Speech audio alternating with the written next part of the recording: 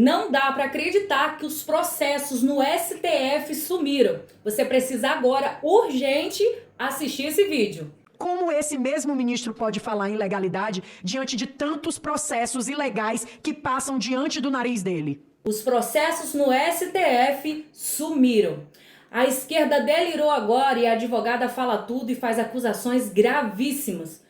Porque Bolsonaro ele foi indiciado e a esquerda comemora e pede prisão imediata. Mas os apoiadores denunciam perseguição e a farsa. A advogada revela o sumiço de página do processo no STF. E a justiça será feita ou é fim de democracia? Descubra a verdade agora assistindo esse vídeo. Sentimos impotentes diante de um sistema injusto e perseguidor.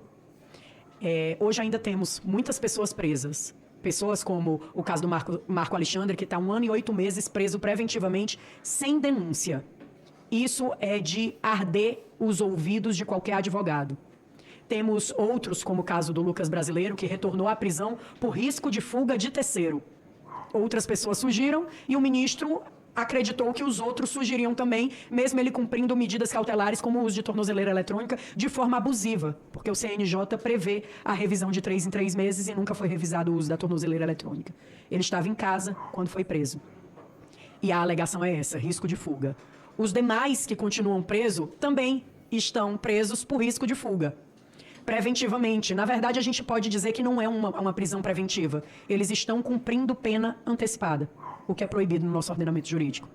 Mas, senador, eu gostaria muito de não estar aqui hoje pedindo que o devido processo legal seja cumprido, que as garantias constitucionais dessas pessoas sejam preservadas.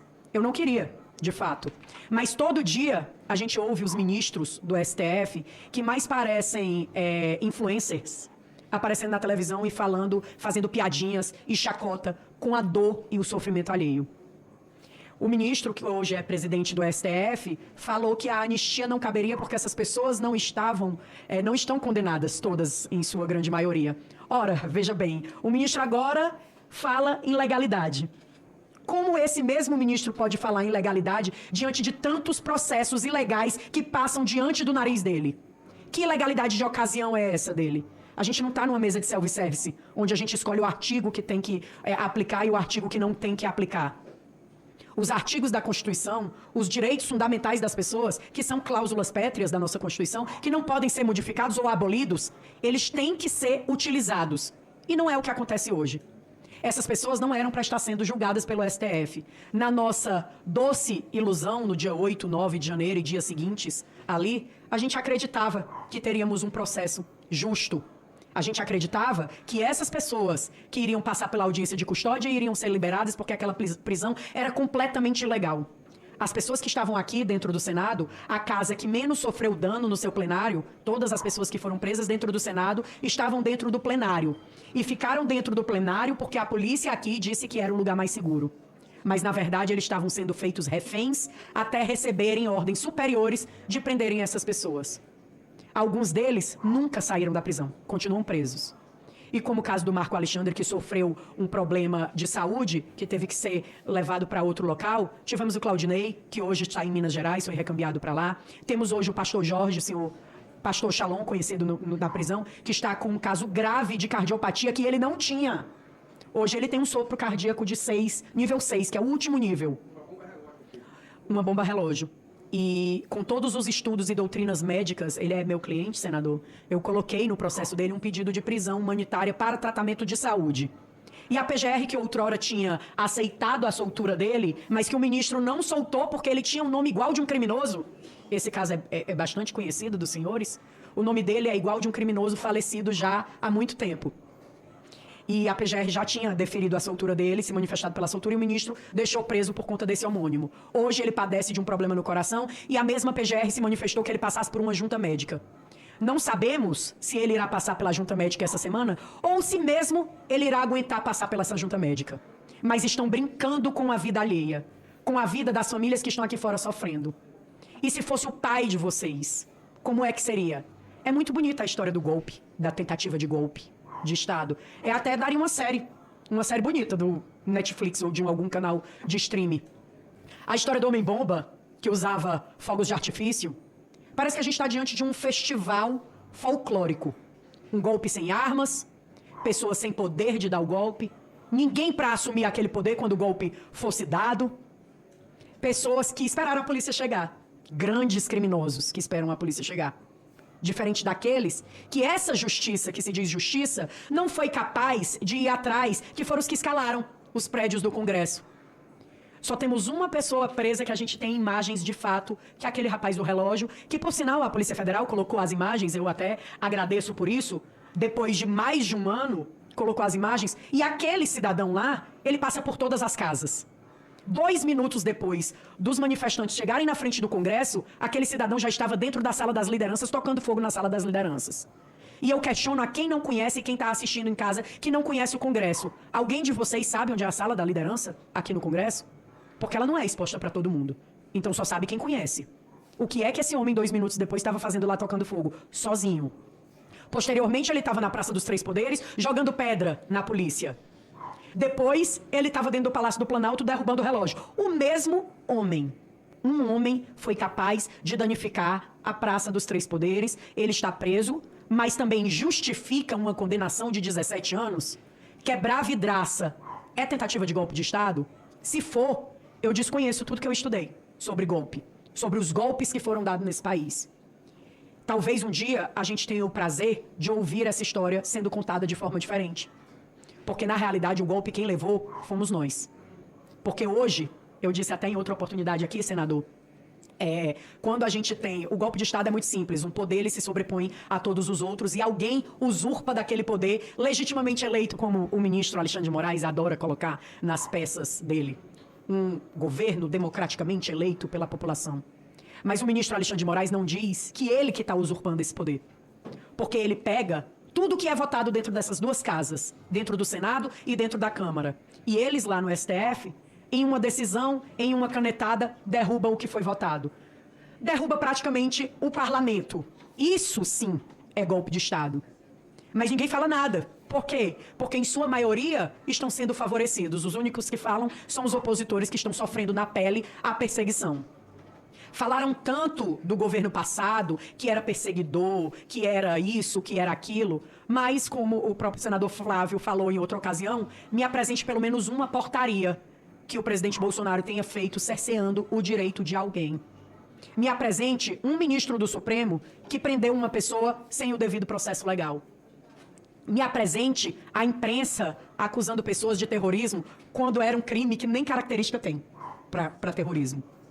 Essas pessoas, elas hoje levam uma mancha nos seus nomes. Pessoas, inclusive, que tiveram fotos postadas pela grande mídia. Homens e mulheres honradas que tiveram fotos em jornais como terroristas. Em uma página esquematizada por esse controle, onde a página dizia contra-golpe e trazia a foto das pessoas que se manifestavam.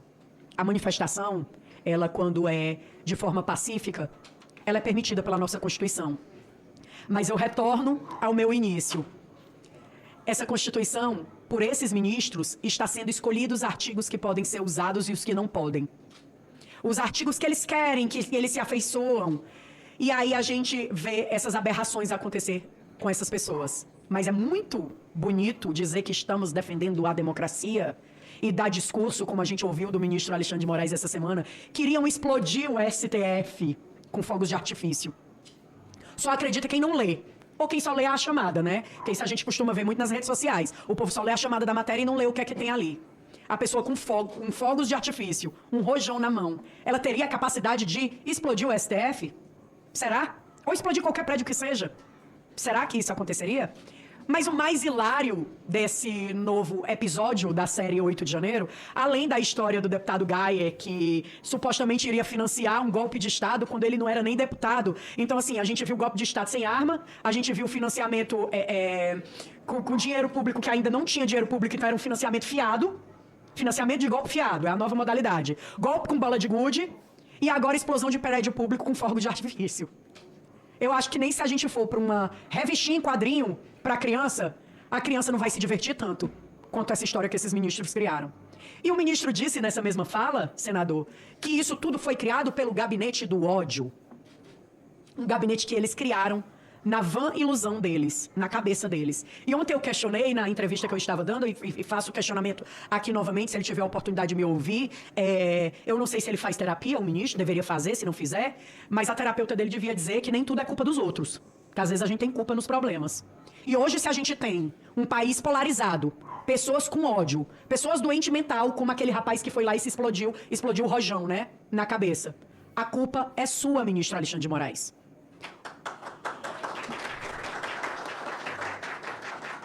O senhor teve a oportunidade e tem a oportunidade diariamente de pacificar esse país, mas escolhe não fazer. Escolhe deixar pessoas inocentes presas. Escolhe deixar pessoas com problema de saúde grave padecendo dentro de um presídio. E aí eu trago aqui também a história do senhor Sérgio Amaral, que foi transferido da Papuda para o hospital na sexta-feira com um caso grave de pancreatite e passou por uma cirurgia. Todos os familiares que estão aqui sabem o quanto é doloroso você se sentir impotente nessa situação. O sentimento da gente é esse, é de impotência. Eu estudei, eu me formei, eu me especializei, eu sento e eu estudo toda hora sobre uma saída. Eu já encontrei, eu até digo pro meu amigo Dr. Roberto e para quem está nos assistindo, várias, juridicamente falando, que não são aceitas, que não são lidas. E aí, uma fala que eu até gostaria de fazer é para o deputado Chico Alencar, que eu estive na comissão na CCJ, e ele disse: o que a gente precisa ver é a questão mesmo dessas condenações que realmente estão sendo muito altas, mas em questão de condenação alta, a gente faz recurso. Nossa, que bonito! É muito bonito, teoricamente falando. O senhor Chico Alencar ou não sabe, ou faz que não sabe, mas esses recursos são analisados pelo ilustríssimo ministro Alexandre de Moraes, porque ele conseguiu um feito histórico no direito brasileiro. Ele consegue ser a vítima, ele consegue ser o acusador, ele consegue ser o juiz de garantia, ele consegue ser o julgador e ele consegue ser o juiz da execução. E o ministro Barroso, que fala em legalidade, assiste tudo isso fazendo piada. Piada com a cara da população brasileira. Eu sinto informar, senhores, que defendem o que o ministro Alexandre de Moraes está fazendo. Hoje é com essas pessoas. Hoje é a família do Clezão que chora. A família do Lucas Brasileiro. A família do Marco Alexandre. Hoje são eles.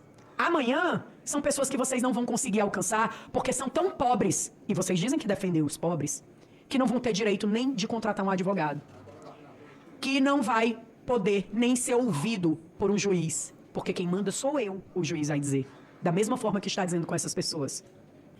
Não há mal que dure para sempre, Jane. Não há. E a gente vai continuar lutando pelas leis nesse país, porque se o devido processo legal fosse cumprido, a gente não estava precisando pedir anistia de ninguém. Como eu digo desde o primeiro dia que eu botei os pés nessa casa para fazer uma entrevista coletiva, eu não estou pedindo privilégio para ninguém. Meu pedido aqui não é privilégio. Eu não quero que as pessoas saiam impunes dos atos que elas fizeram ou fazem. Que as pessoas que quebraram as vidraças ou que quebraram algum patrimônio histórico paguem dentro da lei. Dentro da lei que a gente tem nesse país. Que não seja ultrapassado isso. Porque isso já passa a não ser mais uma democracia. Sem direito à defesa, não tem democracia. E aí a gente vai e volta um pouco na história e vamos trazer o julgamento do Lula, né, que eles tanto criticaram. Lula teve direito a todas as instâncias. Lula foi julgado por vários juízes e mesmo assim descondenaram para ele concorrer a uma eleição, né? O Lula teve o rito do processo dele e as defesas dele todas sendo analisados não só por um único juiz, mas por vários. E mesmo assim, eles falam em ilegalidade. É muito bonito o discurso de vocês. E agora vem pra prática. Cadê aquele pessoal que defendia direitos humanos? Direitos humanos, porque vocês que são contra os direitos humanos. Cadê esse pessoal quando Clezão morreu? Alguém dos direitos humanos foi visitar vocês lá na casa de vocês? Mas se fosse um bandido, tinha ido. E quando a gente faz essa crítica, que é uma crítica que é real, dizem que a gente está dizendo que os direitos humanos é seletivo. Agora me responda, depois de mais de um ano, os direitos humanos é ou não seletivo? E a OAB? Vamos trazer para a OAB aqui. Eu perguntei em uma comissão, senador, se existem advogados mais advogados do que outros. Porque eu tenho duas OABs, né? Uma do estado de Ceará, que é o meu estado, foi quando eu entrei, né? E tem uma aqui do Distrito Federal. E as minhas prerrogativas são violadas todo dia. Todo santo dia. Todo santo dia, um advogado é feito de chacota no Supremo Tribunal Federal. Todo santo dia, um advogado tem que ir presencialmente pegar a cópia de um processo em pleno 2024. Pedir, se implorar em processos físicos e sigilosos. Confesso que até o meu medo ali, quando o ocorrido lá até eu saber de tudo do ocorrido lá do rapaz que soltou o rojão na frente do STF, era que explodissem e sumissem com os processos. Com as provas das ilegalidades que o ministro cometeu. Eu confesso que eu tenho medo que isso vire chamas em algum momento da história. Porque aí a gente vai perder ali o fio de como começou aquela ilegalidade, já que é tudo físico. Né? E eu juro, confesso que até as comarcas mais distantes do estado do Ceará, os processos são eletrônicos hoje em dia. Afinal de contas, passamos por uma pandemia onde tudo era feito eletronicamente, mas na Suprema Corte Brasileira a gente tem processos físicos e sigilosos. Processos que faltam páginas, inclusive. Que você entra, ele mesmo eletrônico, ele falta algumas páginas ali, como os pedidos de prisão dessas pessoas. É assim, é inacreditável o que a gente está vivendo e mais inacreditável ainda é ver pessoas defendendo. Eu tenho um cidadão que está no meu Instagram que todo dia ele manda mensagem implicando comigo, né? Sobre essa questão de golpe. Todo dia ele diz, é porque esses golpistas e não sei o quê. Aí ontem eu mandei um vídeo, até foi do Instagram da deputada Bia Kicis, do que aconteceu em 2017 aqui na Esplanada. Daquela quebradeira, que foi inclusive financiada pelas centrais dos trabalhadores, né? Que trouxeram 800 ônibus, um negócio assim nesse sentido, que quebraram vários prédios públicos, inclusive o Congresso Nacional. Aí ele pegou e disse assim, mas doutora, isso daí era tentativa de golpe? Eu digo, e qual é a diferença do 8 de janeiro, meu amigo? A diferença é que esses do 2017 eram mais violentos do que os do 8 de janeiro. 8 de janeiro, eu costumo dizer que as pessoas foram inocentes demais. E acredito que ainda continuam sendo inocentes demais, esperando um super-herói que talvez a salvem das garras do maligno. E esse foi o vídeo de hoje do Conta Tudo Ju Notícias. Já se inscreva no canal, deixe o seu like e compartilha rapidinho esse vídeo e passa essa informação o máximo de pessoas que você puder.